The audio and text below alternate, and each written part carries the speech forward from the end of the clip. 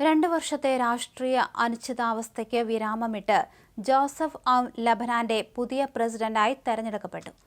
സൈനിക മേധാവി സ്ഥാനത്തു നിന്നാണ് ജോസഫ് ഔൻ പുതിയ സ്ഥാനത്തേക്ക് എത്തുന്നത്. ബുധനാഴ്ച ലബനാൻ പാർലമെന്റിൽ നടന്ന രണ്ടാം ഘട്ട വോട്ടെടുപ്പിൽ 128 അംഗങ്ങളിൽ 99 പേരുടെ പിന്തുണയോടെയാണ് സായുധ സേനാ മേധാവിയായ അദ്ദേഹം തെരഞ്ഞെടുക്കപ്പെട്ടത്.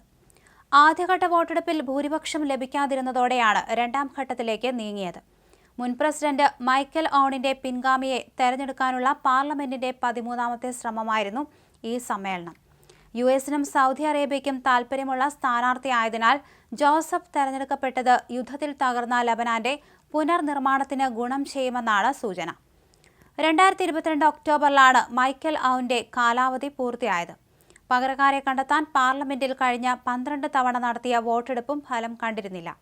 സിറിയൻ മുൻ പ്രസിഡന്റ് ബഷാറുൽ അസദുമായി ബന്ധമുള്ള വടക്കൻ ലബനാനിലെ ക്രിസ്ത്യൻ പാർട്ടിയുടെ നേതാവായ സുലൈമാൻ ഫ്രാൻഗിയെയാണ് ഹിസ്ബുള്ള പ്രസിഡന്റ് സ്ഥാനത്തേക്ക് നിർദ്ദേശിച്ചിരുന്നത്.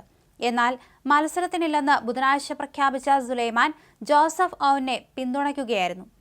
14 മാസം നീണ്ടുനിന്ന ഏറ്റുമുട്ടലുകൾ അവസാനിപ്പിച്ച് ഇസ്രായേലുമായി വെടിനിർത്തൽ കരാറിലെത്തിയതിന് ആഴ്ചകൾക്കു ശേഷമാണ് ലബനാനിൽ വോട്ടെടുപ്പ് നടക്കുന്നത്. രാജ്യത്തിന്റെ പ്രസിഡന്റാകുന്ന 5ാം സൈനിക മേധാവിയാണ് ജോസഫ് ഔൻ. 2017 മുതൽ ഔൻ നയിച്ചിരുന്ന ലബനൻ സൈന്യം ഒരു രാജ്യവുമായും സംഘർഷത്തിൽ ഏർപ്പെട്ടിരുന്നില്ല.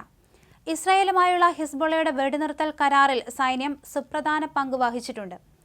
ലബനാനിൽ നിന്ന് ഇസ്രായേൽ സൈന്യം പിന്മാറിയാൽ പുതിയ സർക്കാരിന് തെക്കൻ ലബനനിൽ സൈന്യത്തെ വിന്യസിപ്പിക്കുകയും ജനുവരി 26-നകം ഹിസ്ബുള്ളയുടെ അവിടുത്തെ സാന്നിധ്യം അവസാനിപ്പിക്കുകയും വേണം.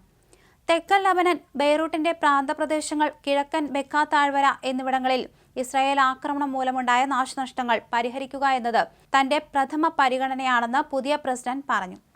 ലോകബാങ്കിന്റെ കണക്കുകൾ പ്രകാരം പുനർനിർമ്മാണത്തിനായി $8.5 ബില്യൺ ചെലവ് വരുമെന്നാണ് കണക്കാക്കുന്നത്. അതേസമയം ഇസ്രായേലും ഹമാസും തമ്മിലുള്ള ഗസ വെടിനിർത്തൽ കരാർ യാഥാർത്ഥ്യത്തിന് തൊട്ടരികിലെന്ന് US state secretary Antony Blinken. President Joe ബൈഡന്റെ നേതൃത്വത്തിലുള്ള ഭരണകൂടത്തിന് നടപ്പിലാക്കാൻ കഴിഞ്ഞില്ലെങ്കിൽ വെടിനിർത്തൽ ബന്ദിമോചന കരാർ ഡൊണാൾഡ് ട്രംപ് ഭരണകൂടത്തിന് കൈമാറുമെന്ന് ബ്ലിങ്കൻ വ്യക്തമാക്കി. ബൈഡൻ ഭരണകൂടത്തിന്റെ കാലാവധി അവസാനിക്കുന്നതിന് മുൻപ് കരാർ നടപ്പിലാക്കാൻ കഴിയുമെന്നാണ് വിശ്വാസമെന്ന് അദ്ദേഹം പറഞ്ഞു. പ്രസിഡന്റ് ബൈഡൻ തയ്യാറാക്കിയ പദ്ധതി പ്രകാരമുള്ള കരാറാണ് നടപ്പിലാക്കുകയെന്നും പാരീസിൽ യോഗത്തിൽ പങ്കെടുക്കാനെത്തിയ ബ്ലിങ്കൻ വ്യക്തമാക്കി. ഏറ്റുമുട്ടലുകൾ അവസാനിപ്പിച്ചാൽ ഗസ മുനമ്പിന്റെ പുനർനിർമ്മാണം, ഭരണം, സുരക്ഷ അടങ്ങിയ കാര്യങ്ങളിലും ബൈഡൻ ഭരണകൂടം പദ്ധതി തയ്യാറാക്കിയിട്ടുണ്ട്. ഈ പദ്ധതി നിർദ്ദേശവും ട്രംപ് ഭരണകൂടത്തിന് കൈമാറും. ഗസയിൽ വെടിനിർത്തൽ സാധ്യമായാൽ നിരവധി അവസരങ്ങളാണ് ലഭിക്കുക. ഇസ്രായേലും സൗദിയും തമ്മിലുള്ള സഹകരണം സാധാരണ നിലയിലെത്തുകയും ഫലസ്തീനികളുടെ ഭാവി സംബന്ധിച്ച കാര്യങ്ങളിൽ ധാരണയാവുമെന്നും ബ്ലിങ്കൻ ചൂണ്ടിക്കാണിച്ചു.